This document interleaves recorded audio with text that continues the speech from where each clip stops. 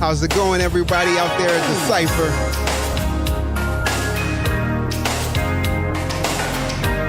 We are back for another amazing and informational panel. It's entitled Everything I Wanted to Know About Reporting Securely but Was Afraid to Ask. Come on, baby, dry your eyes. My name is DJ Graffiti. I'm going to play a few songs just as we get started. Never like to see you cry. We got just about 15 minutes before I bring the panelists on. So kick back and enjoy yourself. I would have never tried to hurt you. I just needed someone to hold me. I'd also appreciate if you throw a message into the chat. That's how I can tell you're out there. I'm only human, of flesh and blood I'm made. Human, born to make mistakes. So many nights I long to hold you. So many times I looked and saw your face. Nothing could change the way I feel. No one else could ever take.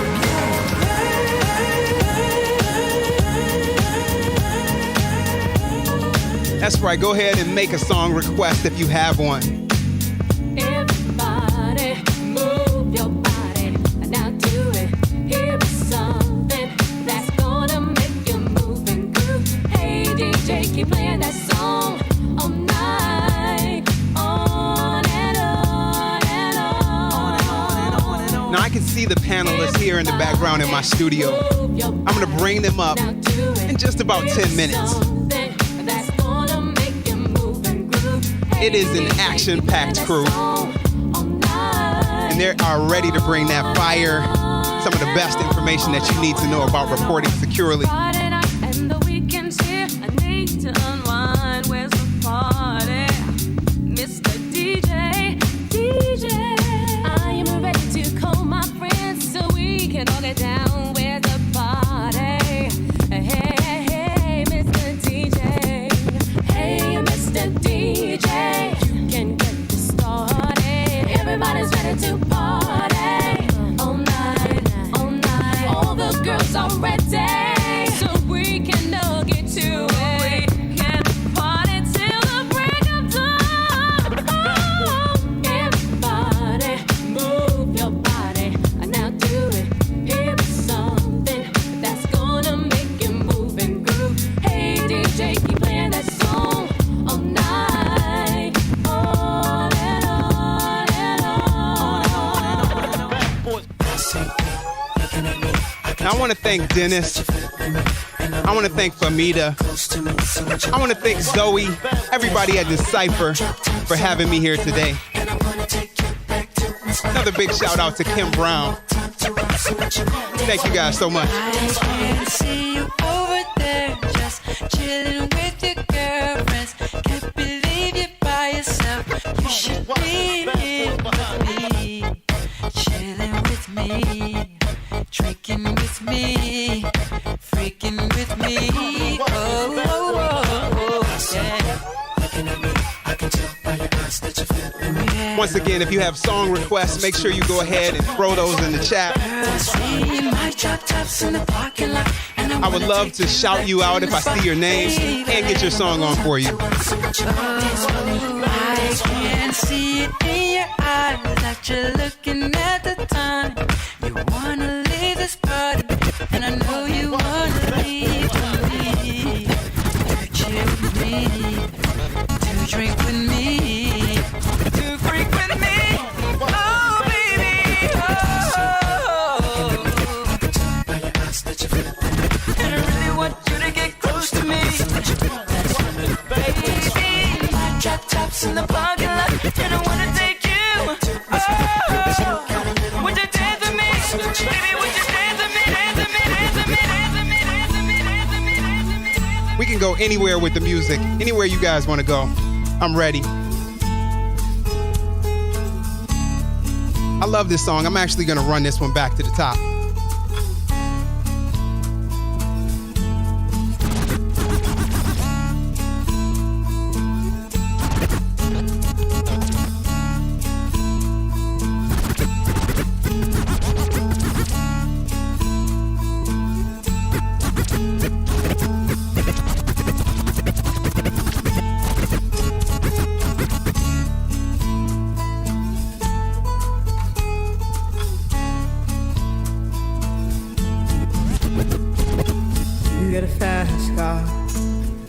Ticket to anywhere, maybe we make a deal. Maybe together we can get somewhere. Any place is better. Starting from zero, got nothing to lose. Maybe we'll make something. Me, myself, I got nothing to prove.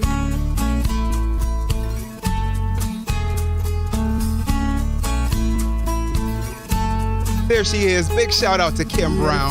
They're in the chat saying hello. I got a plan to get us out of here. Been working at the convenience store. Managed to save just a little bit of money. Won't have to drive too far.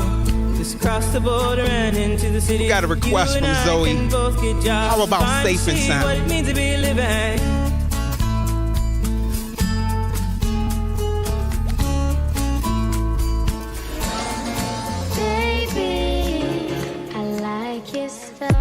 I like your style, Zoe.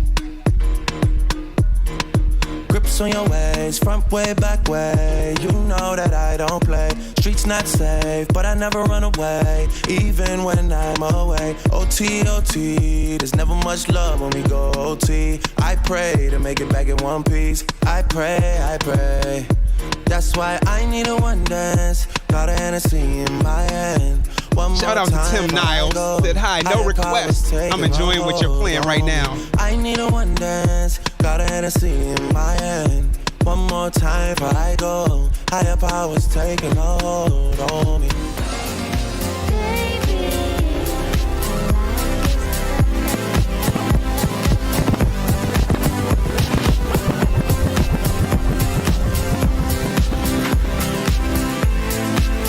This one right here is for Zoe.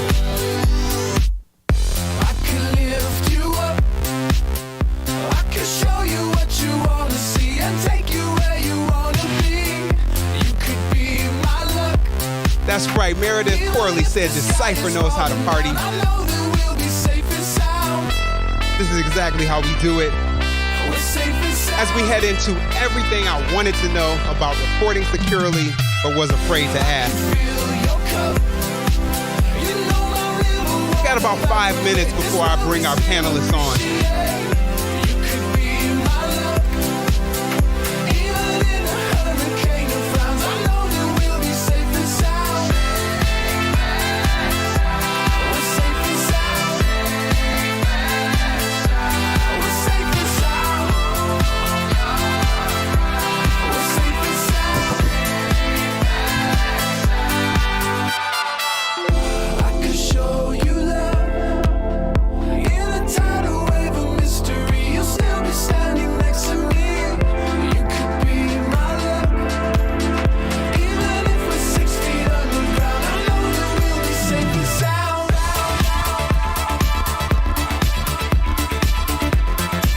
I really love to throw it back.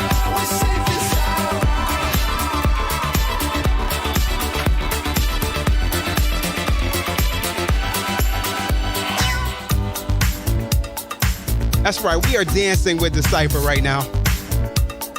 My name is DJ Graffiti. I'm happy to be here with you. Lewis said, not what I was expecting. Nice surprise, talented DJ. Hi, everyone. Thank you so much, Lewis.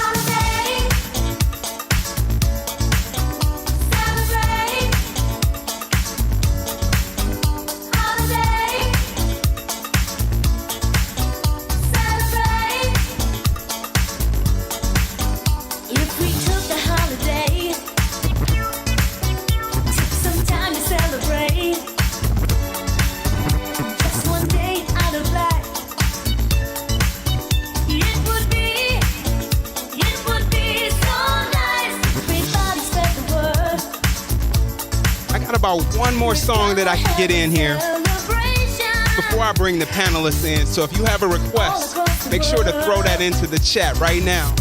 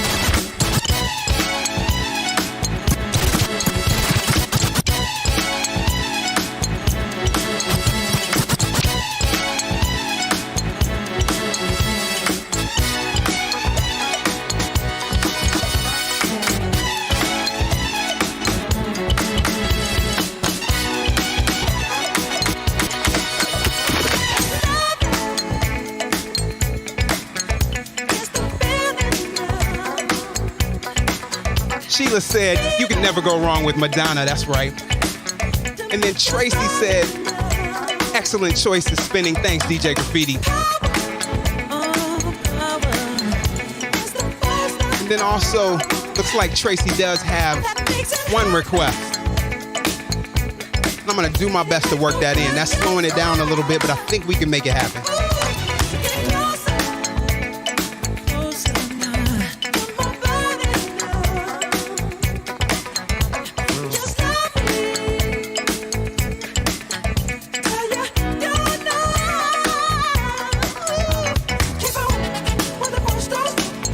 And then one thing that I'm known for is remixing things live on the fly. So Tracy, you may have just asked for a little bit more than you wanted. You didn't even realize it. But we're gonna try to make this work.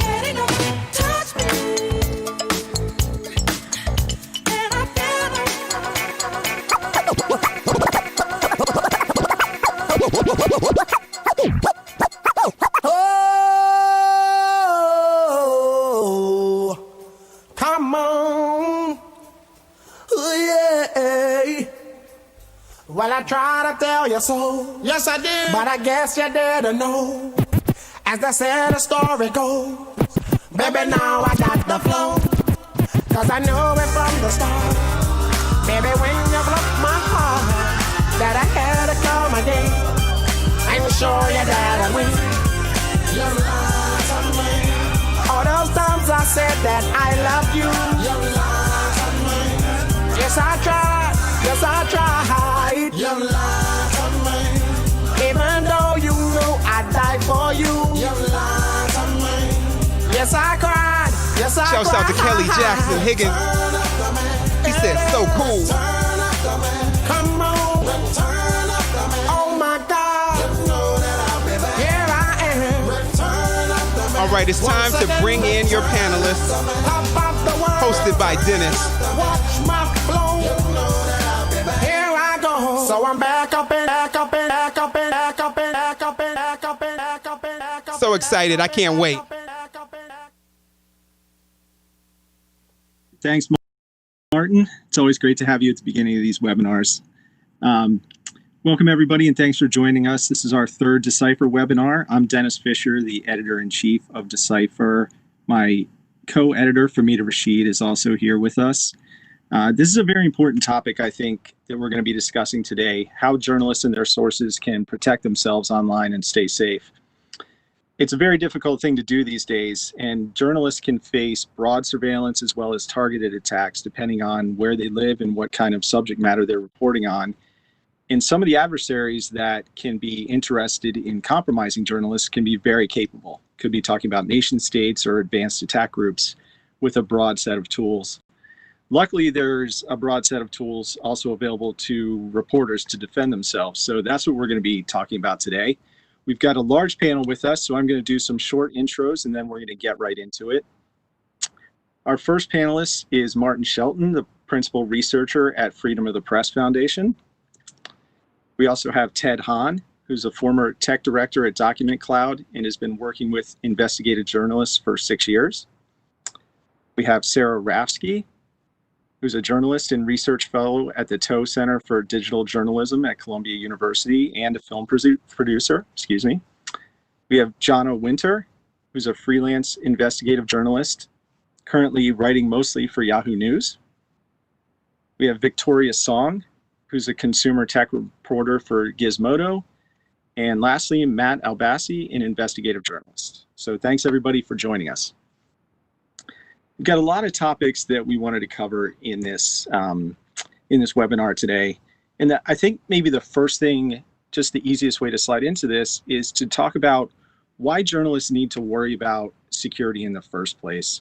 Not all of us are reporting on national security matters or like Fahmida and I and some of our friends reporting on information security and privacy specifically. So maybe I'll start with you, Ted. Why do, general journalists need to worry about protecting themselves and their sources?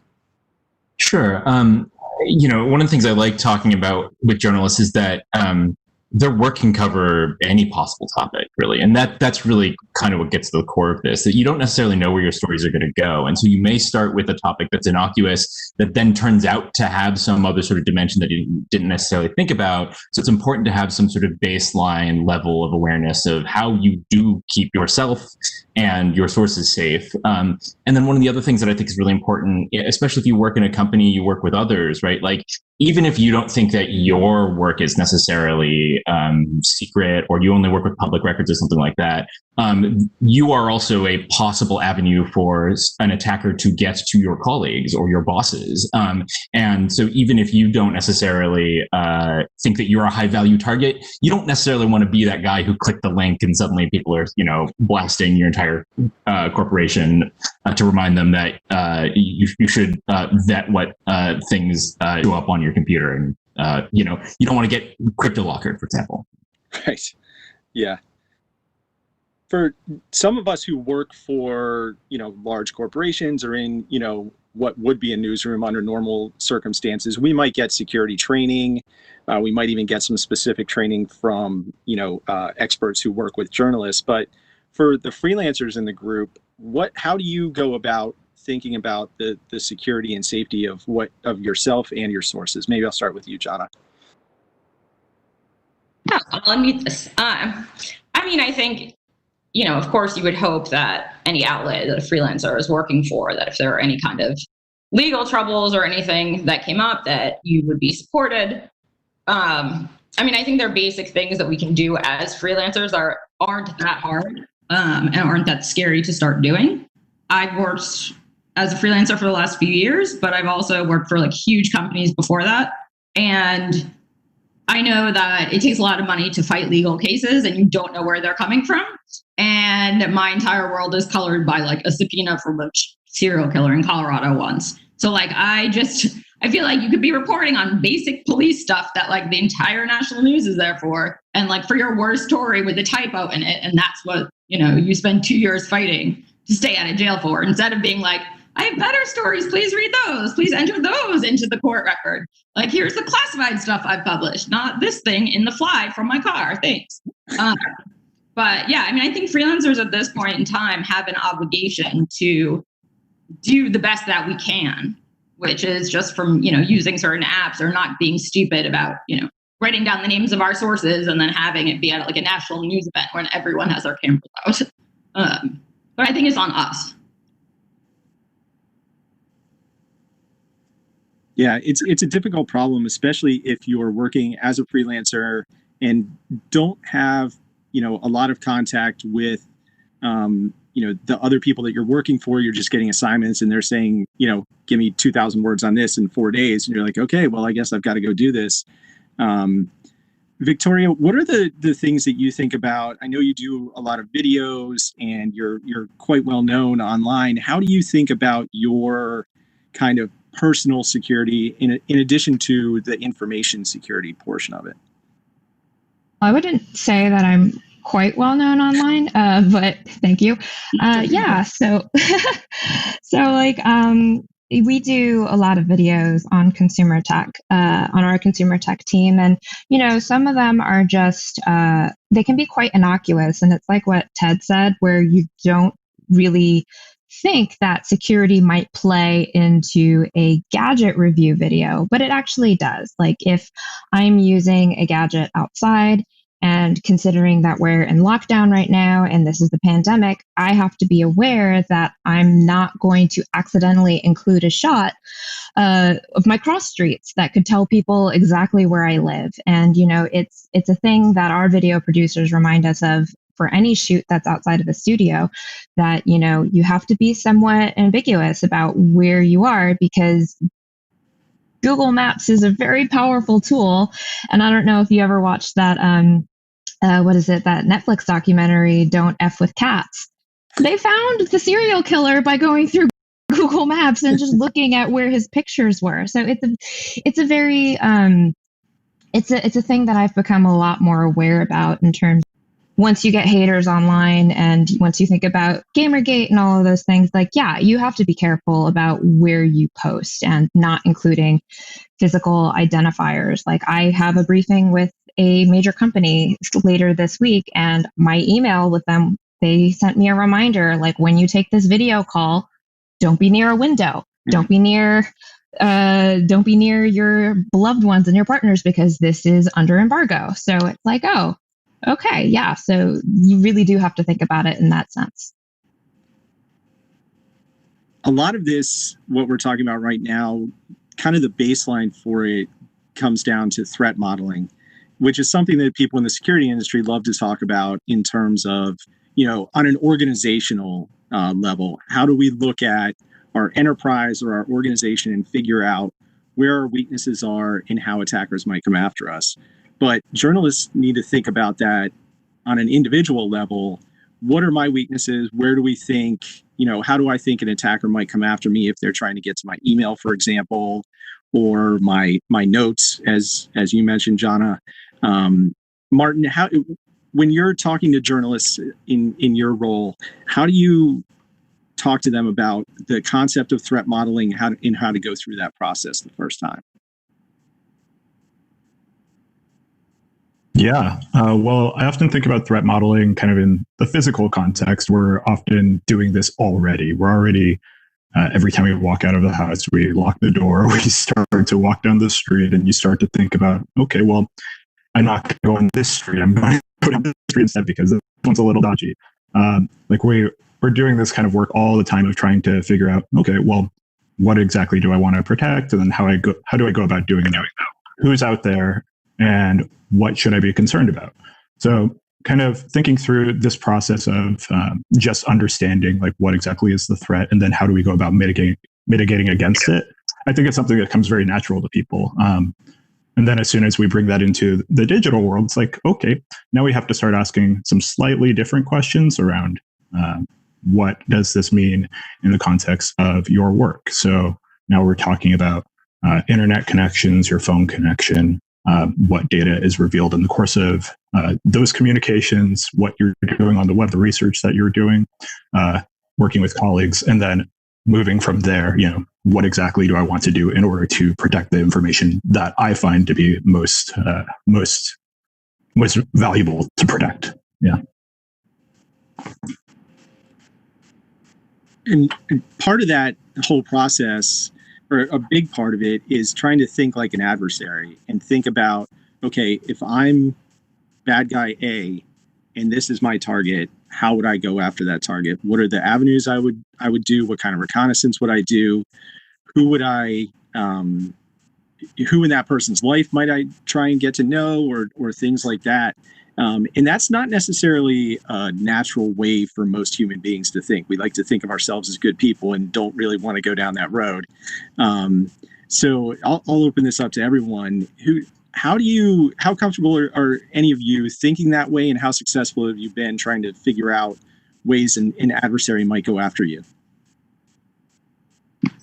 I mean, for me, at least, I think it's still like super overwhelming to be like, how can they come after me? And then have some random dude for a story you wrote like 5 years ago be the one sending you death threats. You're like, I didn't see this coming.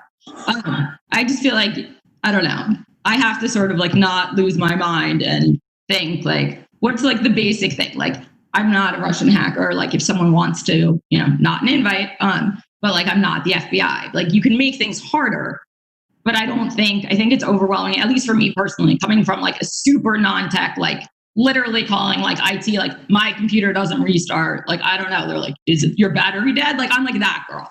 So this was a really slow, like learning curve kind of, and a very dramatic one. But I do think that like, you think about like, okay, if I'm talking to my editor, like, and we're discussing sourcing, like I can do that on Signal, like just basic small steps. I think my boyfriend tends to be like, he runs a company out of here and his website is like the address. I'm like, no, it cannot have our address. So we have like a lot of, now that we're working from home and doing this way, I don't know. I think that the threats probably that are coming in the most are just too creative for me to think of like right now. So I think like, I don't know. I mean, Martin, like help me out. Like how do you look at this without being like, everything, or that thing, but then it's that thing? Yeah. Well, I feel like it's a bit like looking into the darkness and going like, what's out there? And it could be nothing. It could be that everything's fine, but it could be everything, and you just don't know. When folks start off kind of thinking through these concepts about like what exactly is a threat, it's very easy to imagine like the worst thing imaginable. But then we also have to kind of back up and go, okay, well, how likely is that? And the truth is, we can't really predict every single likelihood. To your point, we can't do things like we're not able to predict that we had this stalker from 5 years ago who's going to come after us this year. It's something that sometimes, it's really out of left field. But there are a lot of things that are pretty predictable. We know that there are trolls out there. We know that we're dealing with intelligence folks, some of whom are going to be interested in your story, some of whom are absolutely not going to be interested. So like trying to think about like who are some of the different actors who are aware of already, and then only kind of focusing on those.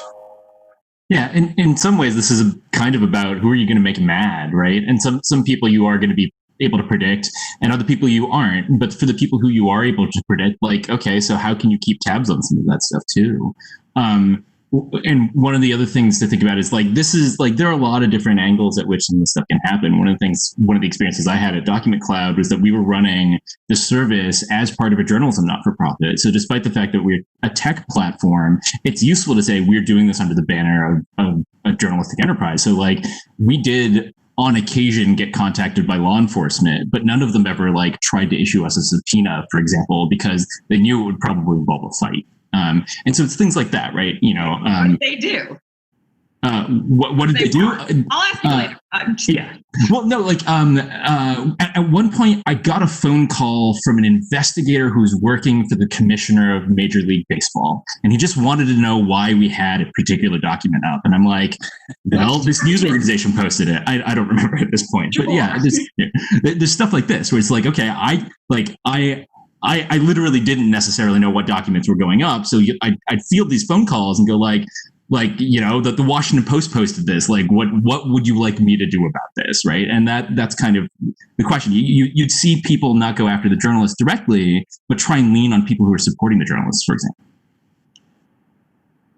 Yeah, that's an excellent point. And part of the problem that we all run into, especially those of you who are investigative journalists, is when you're working with a sensitive topic and perhaps a source that needs to remain anonymous, is dealing with that whole issue of first contact.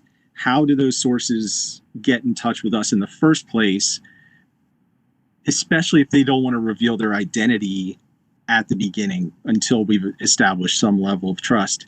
So I'd be interested in hearing from everyone, especially those of you that do investigative work, maybe you, Matt. How do you handle that problem? And have you run into any, or, made any mistakes or run into anything that hasn't worked over the years? Yeah, I mean, there's not a lot of really great ways to handle that first contact problem. I think the easiest might be to doorstep someone, like to, literally walk up to their front door and knock on it was probably the safest from an operational security perspective. But more often than not, I think the best way is to contact through a mutual party, right? If you and I both know somebody and you can get in contact with someone and that doesn't look from the outside to be suspicious, then that might be a good way to get to the person you're trying to talk to without leaving any real flagrant trails behind you. But I mean, Jen, I'd imagine you've probably got quite a lot of experience with this too. I'd love to hear how you handle it. Sometimes not well. There's like some things that you just don't know until you're sort of in it, I guess. Like I didn't know that at most places, particularly certain law enforcement agencies, if you're contacted by a reporter, you have to report it. So I was told I was looking at a particular agency and someone said, we have to report your contact. So just contact all of us and then we'll get back in touch with you, which sounded great and eventually worked out. But in the meantime, everyone wanted to distance themselves from the possibility that it was me reaching out. Like, I've never talked to this girl. I have no idea. So they called up the head of my company, not like my boss or my boss's boss or my boss's boss, but like right there. And, he said like, I was trespassing in someone's barn. And like, they were like, I call, no, I'm not in your barn. Like, it's just not, that's not going to happen. Like, I'm not likely to do that. So I feel like sometimes I have to remember that, like, you just want to contact, like, kind of everyone to give cover to people, even if you only want to talk to a few people or you already have, like, what you're looking for. But also, I do, like, the creepy kind of, like, what is your phone number? Let me search for it in every single app on my phone. And then I'm like, hi. And after the initial kind of, like, who are you? This is super weird. I think people appreciate it. Not immediately necessarily. Sometimes, like, in a bit. But, or only when they want to, like, give you info on, like, their boss or something that's not that interesting later. But I mean, I've tried it that way. I once bought, like, a ton, like, literally all the greeting cards in CVS. And it's really hard to find non-religious or, like, awkward, like, I love you ones, like, just regular, like, putting a note in your door kind of greeting cards. And I think that ended up being pretty successful in the long run, just because it was weird, I think. And also, I don't know. I think people keep greeting cards, whether they, like, realize they're keeping mine or not. Because years later, people have called me being like, oh, remember your, like, I'm like, who is this? I feel like you chased me off of your lawn once, but, like, cool, glad you kept the card. Like, all right. So I don't know. I think this pandemic is, like, super rough in terms of trying to be creative. And it's just exhausting in terms of, like, what we have to do just to leave the house. And, you know, like, carrying all the wipes and doing all this stuff. So I have been doing in-person meetings, but frankly, it's really stressful. And I don't know. I think the first contact is, like, just throwing anything out there, but also not being super weird. Like, I feel like in my younger years, I probably sent emails to people's, like, work or to their, like, family members being, like, trying to sound, like, non-specific, but sounding much more, like, weird than I don't know, just super cagey. Like, I think just, like, not calling people's work or, like, calling everyone's work. I don't know. Or being like, I don't know why you're, like, on Signal, but, like, I'm here for it. So, like, or, like, Telegram, like, sure. Yeah. One of the interesting things about that also is, like, how hard is it for your potential sources to screw up contacting you in a way that keeps them safe? And so, like, one of the things I've talked about with, and I've heard investigative reporters talk about also in terms of supporting them, is, like, some of them just, like, really like, at least in the US, the mail, because you can just, like, drop an envelope into a blue box and, like you don't necessarily know who that person is, right? And so, like, the interface there is not too bad, and you can get stuff sent to you, again, modulo all those things, like, is it okay to give somebody your address, or do you have a post office box, things like that, versus, like, you know, I've talked to reporters who have received an entire mail spool, like, from the police department, from somebody who leaked that, but they send it over their email. And I'm like, okay, so you now need to go back and talk to this leaker about how screwed they are if the story actually goes ahead, right? And then have that conversation then too. So. Yeah, I know a lot of the times I kind of worry when people slide into my direct messages on Twitter. Because I'm thinking, hey, you do realize that the fact that you messaged me, that's not a secret. Like, that's just because other people can't see it. There's a subpoena that can find out they contacted me. So it's kind of like, yes, we have this kind of false idea of, oh yeah, no one can see what's in my Twitter DM, but it's not that secure. I will say that, like, I think I might be wrong.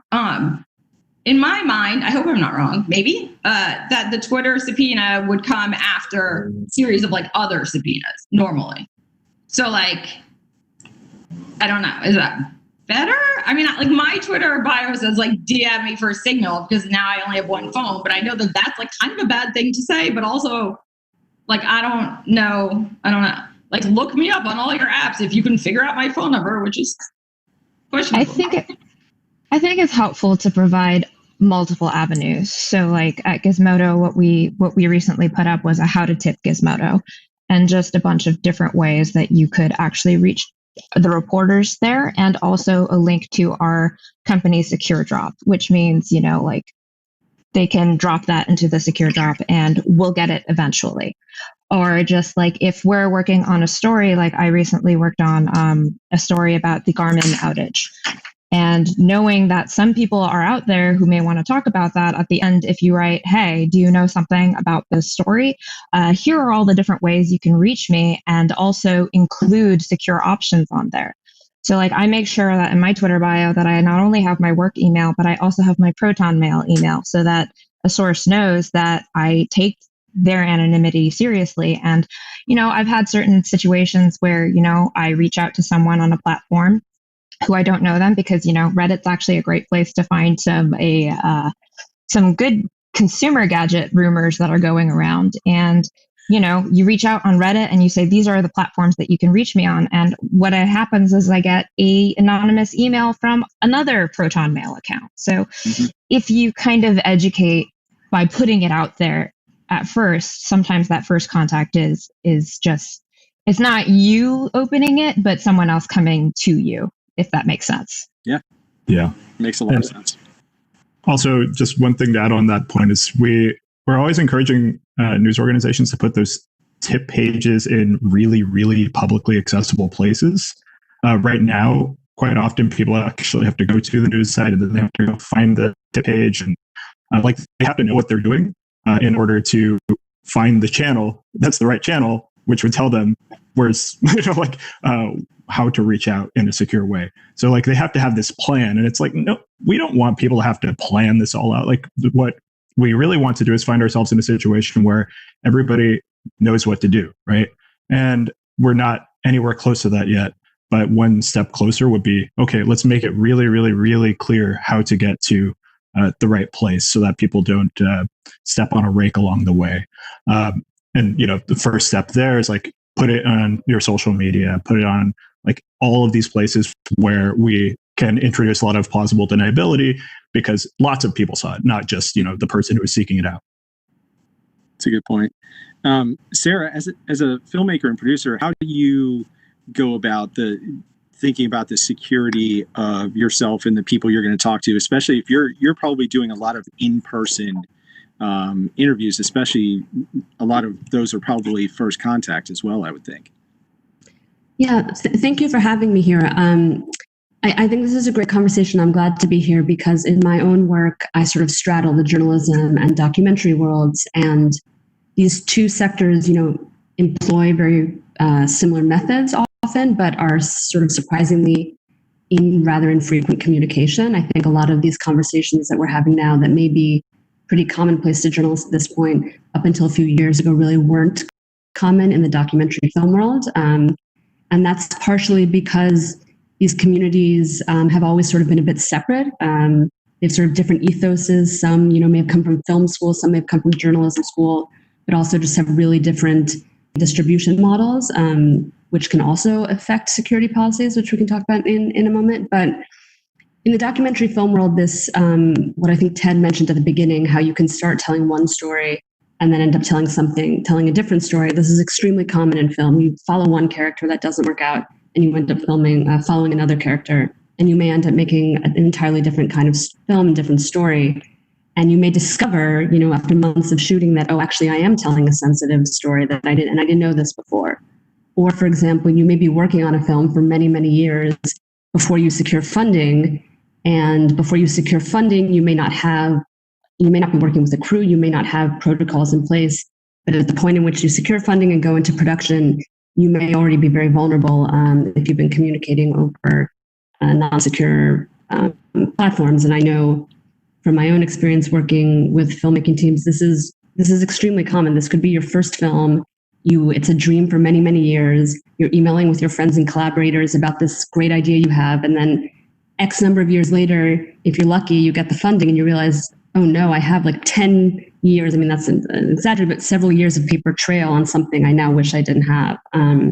So it can be really complicated. And then the other thing that's different about documentary filmmaking is just the number of people who are involved. So again, something that may start out as a very small team, perhaps everyone's really smart about following basic digital security protocols.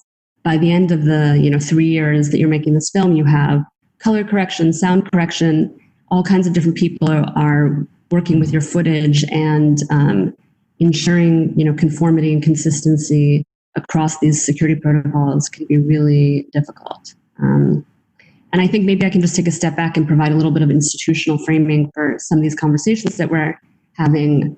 I worked for many years for the Committee to Protect Journalists, which I'm sure most people on this call or in this meeting know about. But then I also worked with an organization called Doc Society, which is a well-known documentary film funder.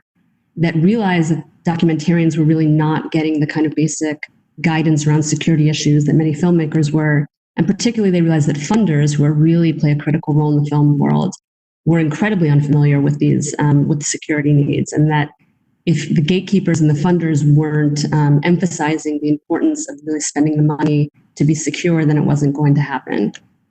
So essentially, Doc Society created an initiative called Safe and Secure that makes all these resources widely available and free for filmmakers. And it's essentially like a checkbook, a handbook you can go through to get kind of basic knowledge on issues of digital security, but also physical security, legal security, journalistic accountability, mental health and trauma issues. And then finally provides a template for a basic risk assessment. And that I think is so important because, again, going back to some of the things we were talking about in this conversation, I think in my conversations with filmmakers, especially filmmakers who may be just starting out or don't have a background working on these kind of stories, just the idea of filling out a risk assessment is incredibly intimidating. Like, I think this has come up over the course of our call, but it's really just those words alone, like, have you done a formal risk assessment? It's really intimidating, and I think it can be frightening to just even begin. And so what I always tell filmmakers is really, I mean, when we're talking about threat modeling, if you come from film school, the idea of threat modeling might be very scary, but basically it's just about knowing what questions to ask. Like, that's the first and most important step, knowing what questions to ask. And through those questions, you'll start identifying what your needs are. And once you know what your needs are, you can start identifying how to fulfill those needs. But I think with the questions to ask, whether it's, in just a checklist form or a template, or just sort of walking them through the steps you need is really critical for that initial barrier.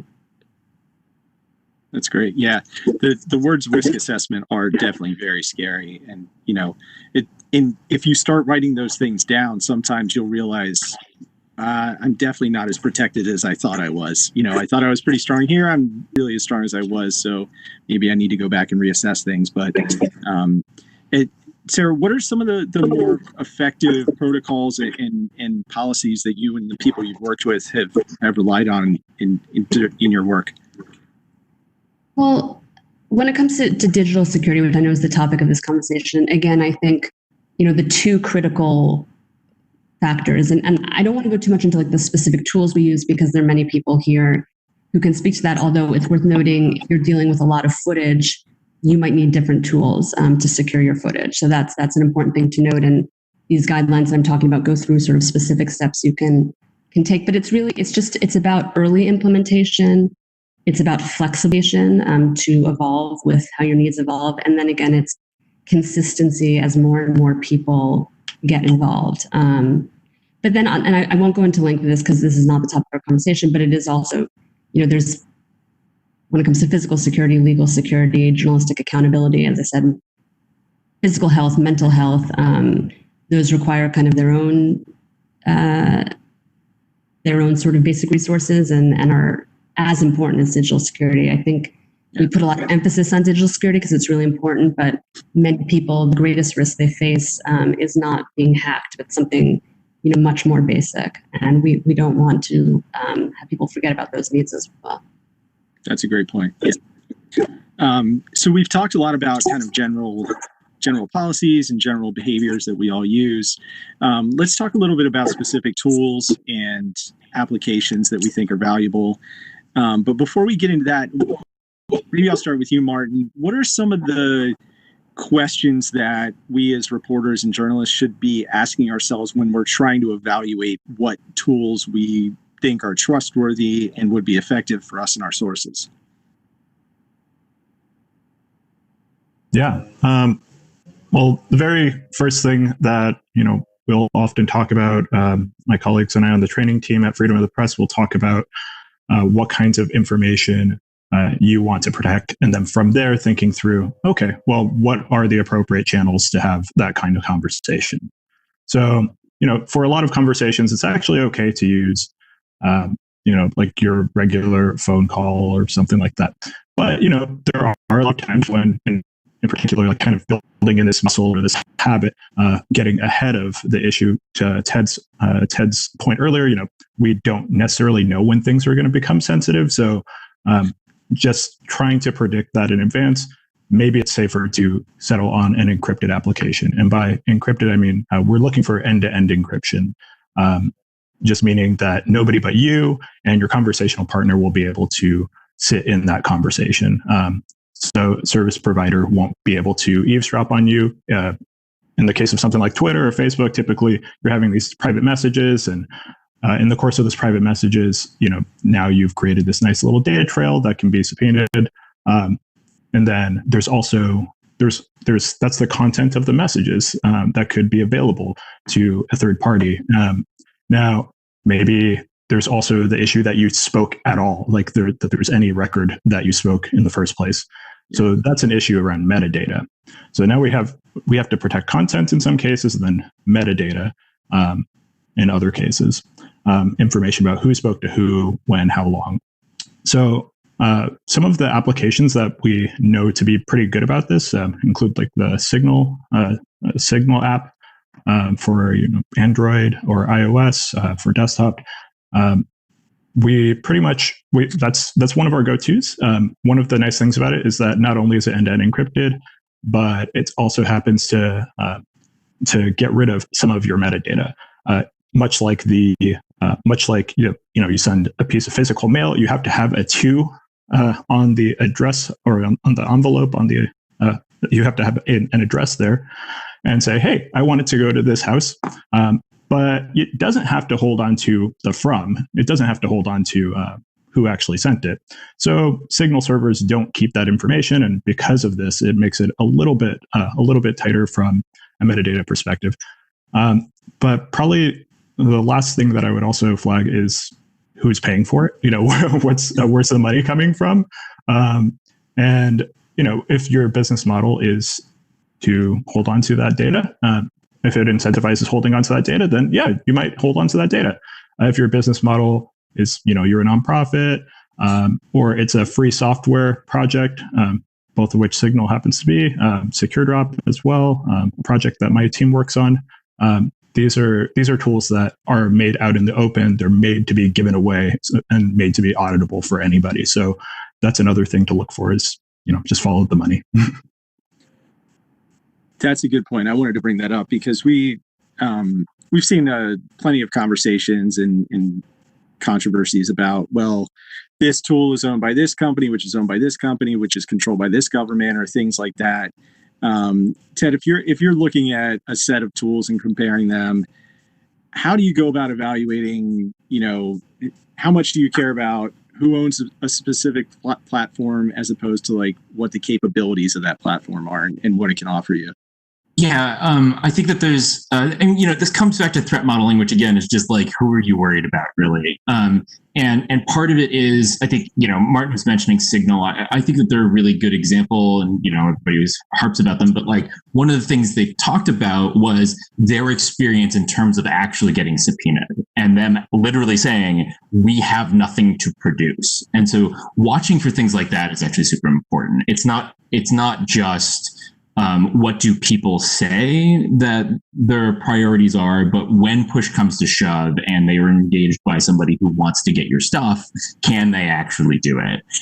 So I'm kind of like a nerd about what's going on with these legal cases, but that's one of those places that I look. So Twitter is another good example in terms of the types of court cases when people try to subpoena them. All the stuff with like Devin Nunes trying to find out the identities of Devin Nunes' cow or Devin Nunes' mother, which are parody accounts basically just mocking him, which he apparently really hates. But the defense there has ended up being purely legal, not technical. And so Signal is interesting because they have technical impediments to, like, they genuinely don't have that information, so they can't give it away.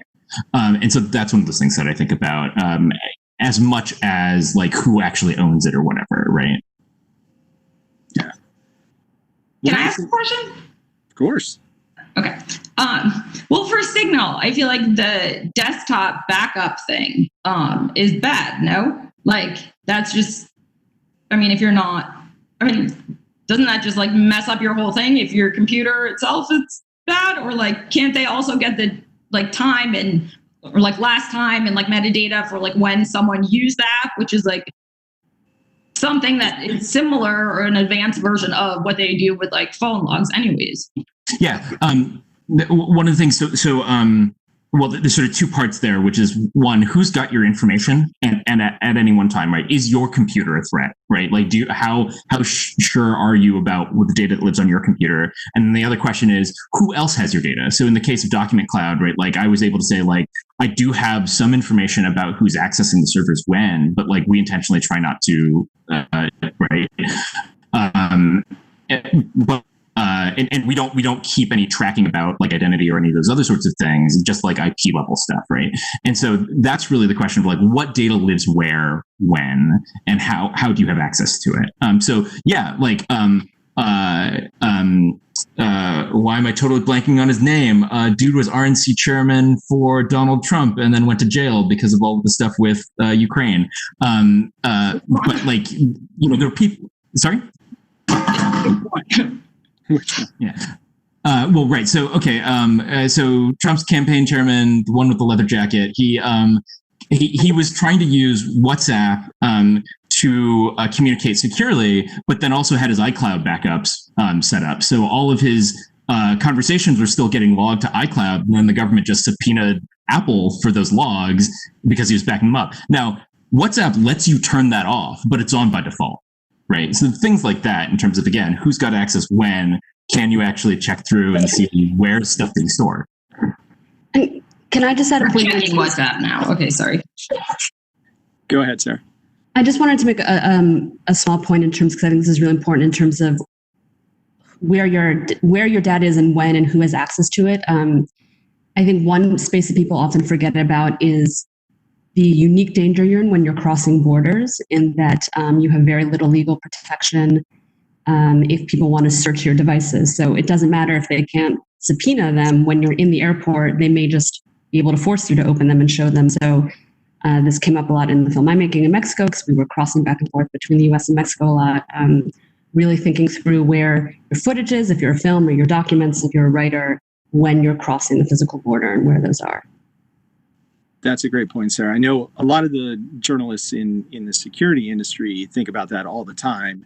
And, when we go to conferences, especially conferences outside of the country, a lot of us don't carry our main work laptop. We'll carry something that, boots from a USB drive and, store everything in the cloud, which can be a handy way to deal with that problem. But for a filmmaker, it's a much more nuanced problem, I would imagine, because it's not just notes and lists of sources. It's, terabytes of footage that you have to deal with. So we talked about, mobile apps and things like that. We mentioned Proton Mail, and, there's other encrypted email apps out there, and encrypted email is notoriously difficult to deal with, at least until very recently in the advent of some of these easier services. How do you all feel about using that, and how confident do you feel in the services that are out there? Maybe I'll start with you, Matt. Not very at all. I just sort of assume that my internet or my email is readable all the time. I don't say anything in email that I wouldn't be comfortable having out in the world. And all my secure communications, if they don't, they've got to go through something that's end-to-end encrypted, like Signal, and preferably self-destruct too. So something that doesn't have a backup feature that is going to disappear in a few days, weeks, hours. You look at things like PGP is fantastic, but even for someone who's like really technically inclined like me, it's just a pain in the butt sometimes. I'm like, wait, where do I forget? I made my password for my fingerprint and I kept it in my notebook because I don't want to store it in the cloud. And it just gets, even when you use something like Mailvelope, like something that's meant to make it simple, it's just complicated. So I found that my life and the life of my sources is better when I just assume that my email can be read by anyone and do really secure, sensitive things, either through end-to-end platforms or in person. I think that's a good way to handle it. And I think that's the attitude that a lot of folks that have experience with encrypted email services have. But I'm not sure that everyone, general assignment journalists or people that aren't familiar with security technology would know that.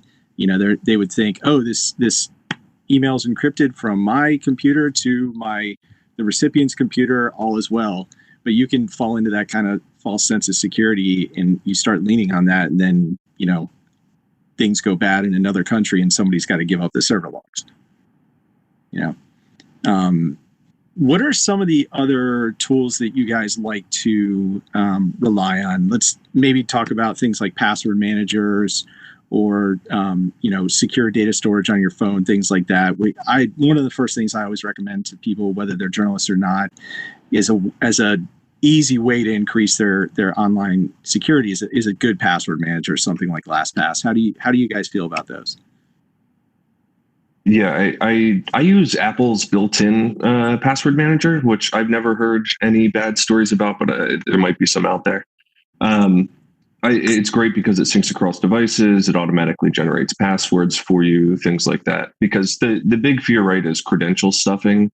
If your password and username gets leaked in a hack from, your Tumblr that you made 15 years ago, and then you use that same password and log in on your bank account, then, oh crap, there goes your bank account, because you can write a script that just goes through and tries all these combinations on all these different pages. So making sure that you have unique passcodes for everything is incredibly important. Whether you use LastPass, OnePass, or Apple's, I think using any of them is better than just using none of them at all. Yeah. I use 1Password. I've used it for a long time. I think the hard part for journalists, the payoff is definitely worth it. People are going to try and pursue you. So the two things that you want to do is try and make it harder for people to get into your stuff. And if somebody does get into your stuff somewhere, that they can't get into your other stuff. And that's really like the two sides of that. Make hard passwords that you don't have to remember. You have a piece of technology that remembers for you.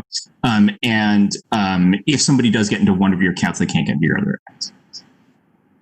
Yeah, that's a key point. And I think for a lot of us, that one single point of failure is probably our main personal email account, which for a lot of us is probably Gmail. And if that got owned, probably all of us would be in trouble. So we haven't talked about it yet on here, but one of the biggest risks any journalist, but anybody on the internet faces is phishing. And it's a difficult problem to overcome, especially for folks like us who rely on incoming potential sources or, people we've talked to in the past or somebody cold pitching us or something along those lines. Trusting email can be a difficult problem to overcome. And I think for everybody in the audience, I would recommend looking into, if you have a Gmail account, look into the advanced protection program that Google offers for that.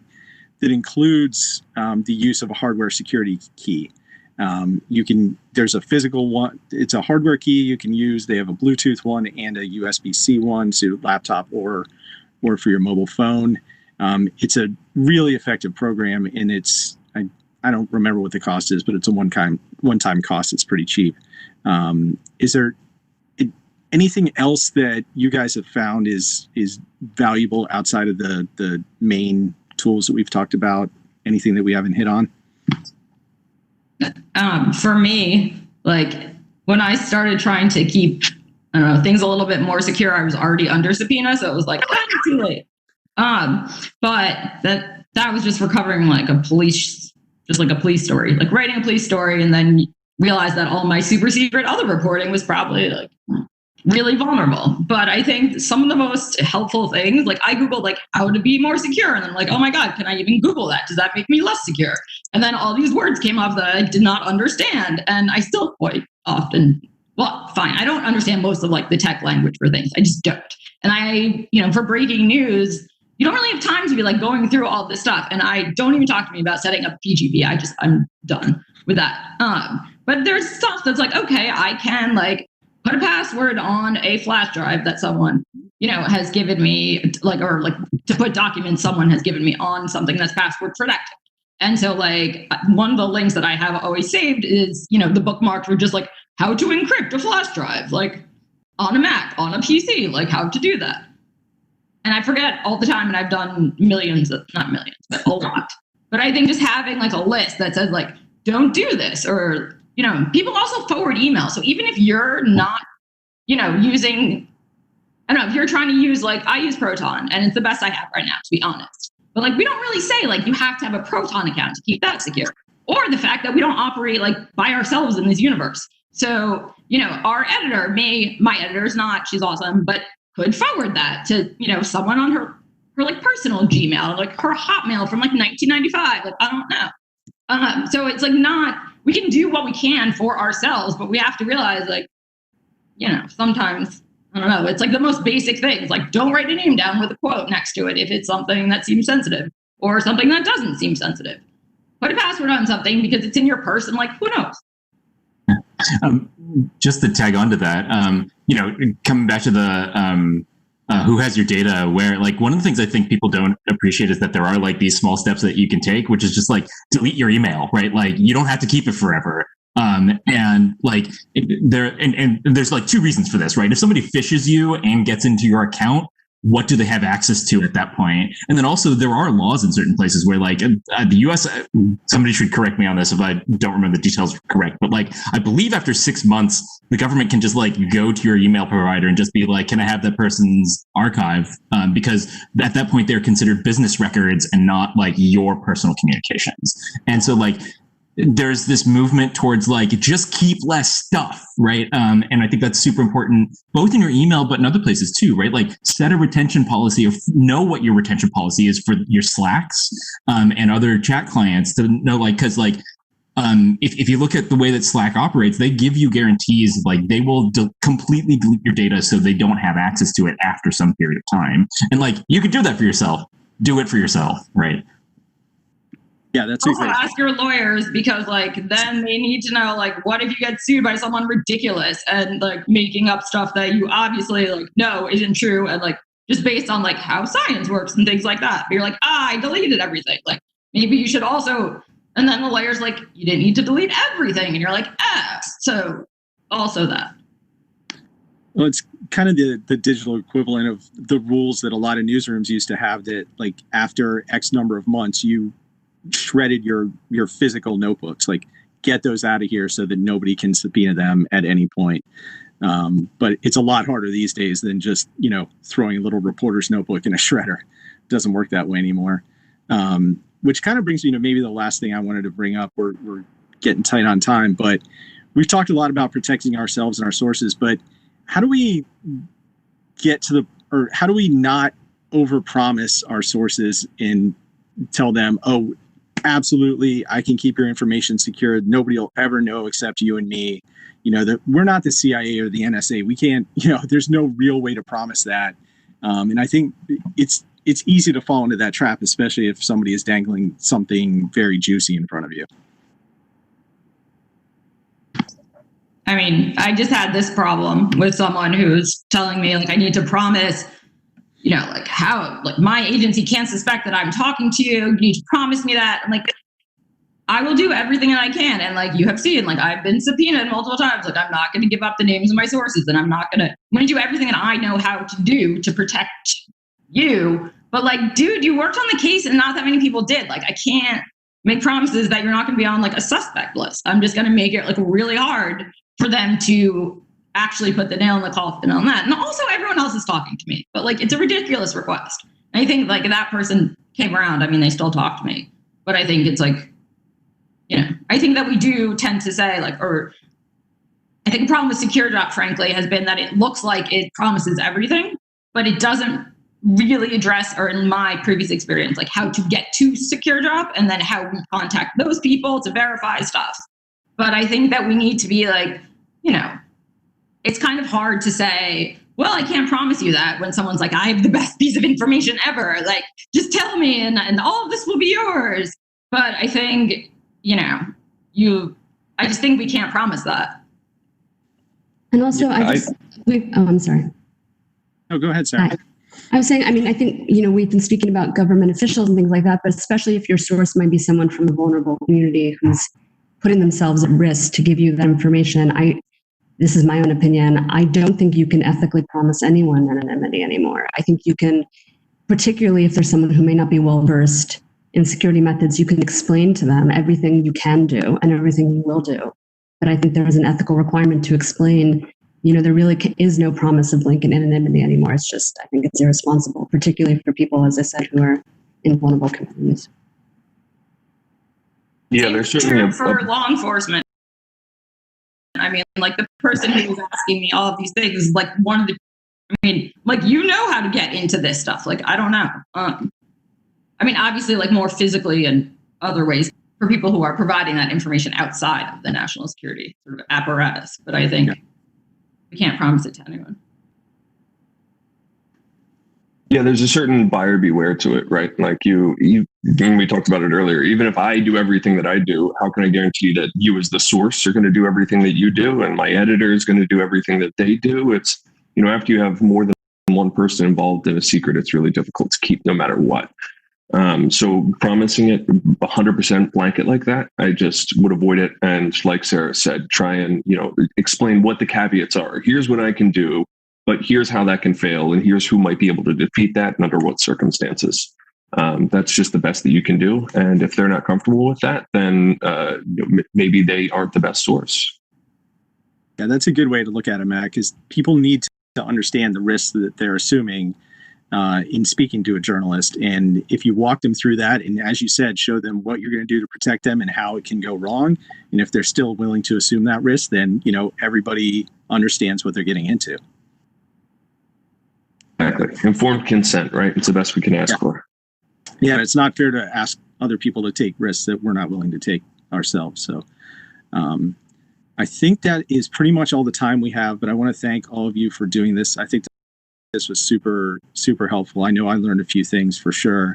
And it's always fun to talk to people from across different industries and different types of, find out what else is happening out there. So thank you all for doing this. And everybody in the audience, if you'd like to hang on, DJ Graffiti is going to come back. He's going to play for a few more minutes. So you'll get another chance to hear him. Thanks everybody for joining us. Take care. Wow, that was an amazing panel. I learned so much myself, and I'm so thankful for the information. I know you're probably wondering, why am I playing this song right now? The Sheryl Crow coming in. I'm going to try to work together a little theme set to wrap up a little bit of what we heard. And there's no songs that I can find about passwords and locking it down, at least none that I could think about. So I'm going to try to use some of the words from a few songs, work them together, and we're going to talk about what we learned through music.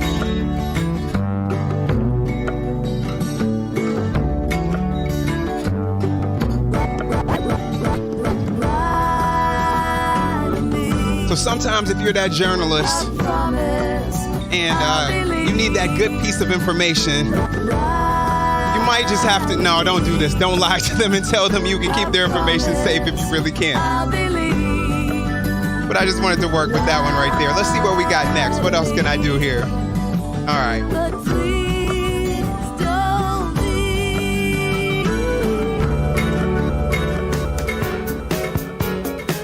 Okay, now we got to talk about another thing. This song is Michael McDonald.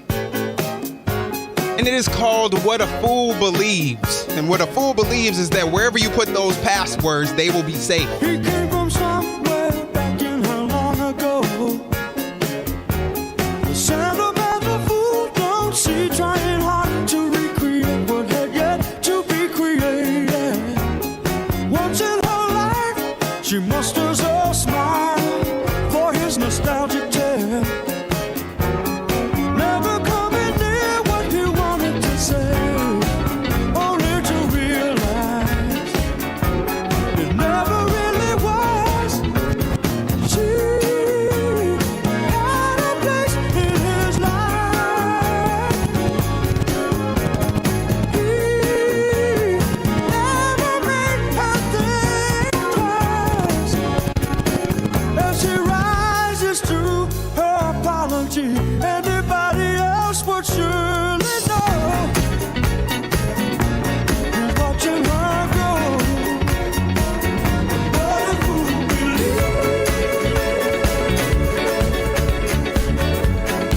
All right, we were waiting for that What a Fool Believes part. Legend of the Phoenix. All ends with beginnings. Now, every once in a while, you might leave some information out there that you don't want it to get out. The force from the beginning. But there are people looking for that, so don't let those cross streets be in your photo. Because They just might get lucky and slip up and find out exactly where you are. I happen to be a contributor to a couple business publications myself, so I gotta watch my back too. She's up all night to the sun. I'm up all night to get some. She's up all night for good fun. I'm up all night to get lucky. We're up all night to the sun. We're up all night to get some. We're up all night for good fun. We're up all night to get lucky. We're up all night to get lucky. We're up all night to get lucky. We're up all night to get lucky. We're up all night to get lucky.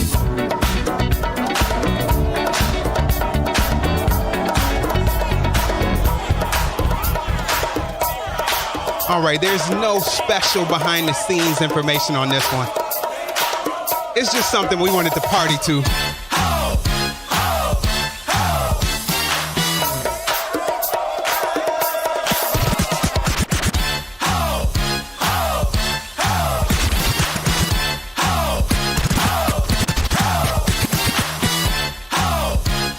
I want to thank everybody from Decipher for joining us today. The panel was great. Even had a guy on there named Martin. That happens to be my name, so you know it had to be an amazing panel. Jump on it, jump on it.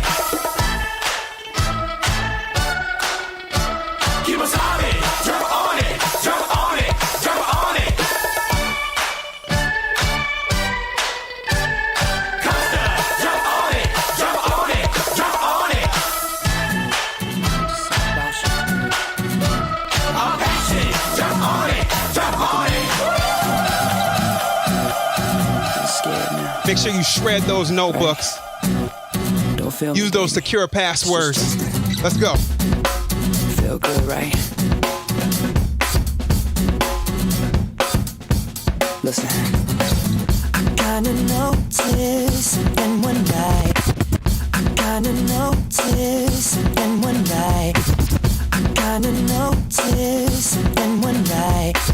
In your colorful face. It's kinda weird to me since you're so fine. If it's up to me, your face will change. If you smile, then that should set the tone. Just be limber.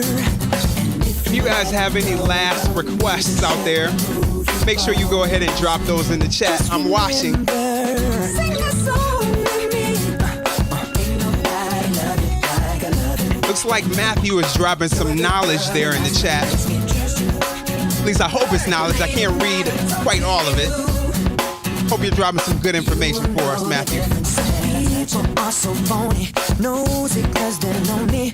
Aren't you sick of the same thing?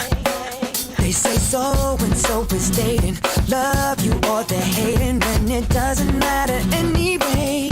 'Cause we're here tonight. If you smile, then that should set the tone. Just be limber, baby. If you let go, the music should move your bones. Baby, just remember. Sing a song with me. Ain't nobody love it like I love it. You're a good girl, and that's what makes me trust you. Late at night, I talk to you. You will know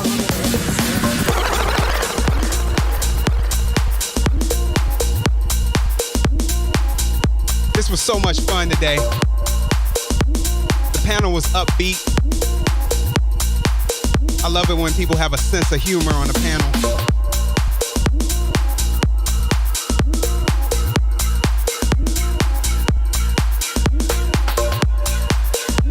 I'm sure you didn't expect DJ Graffiti to be here at the bookending the panel either, so I appreciate you joining me.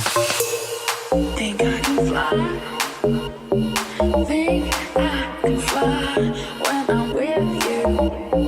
My arms are wide, catching fire as the wind blows.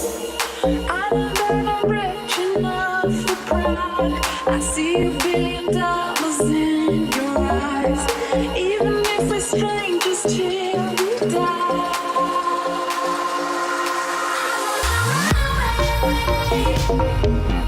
I wanna run away.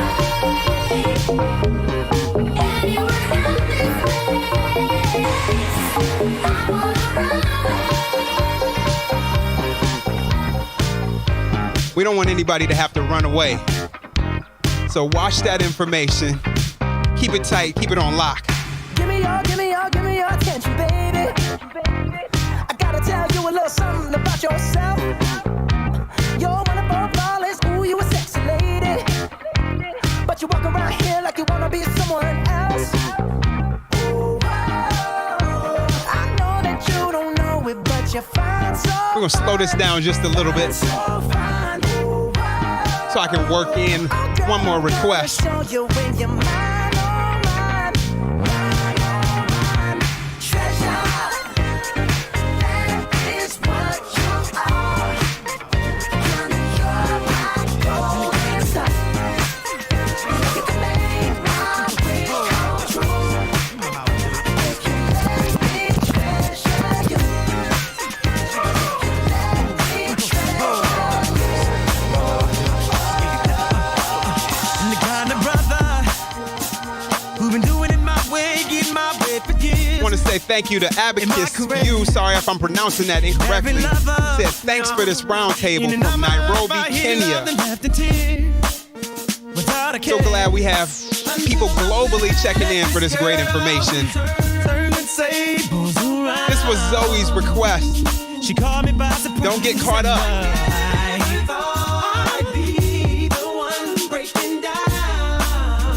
Don't skip those security steps. Don't miss that two-factor authentication.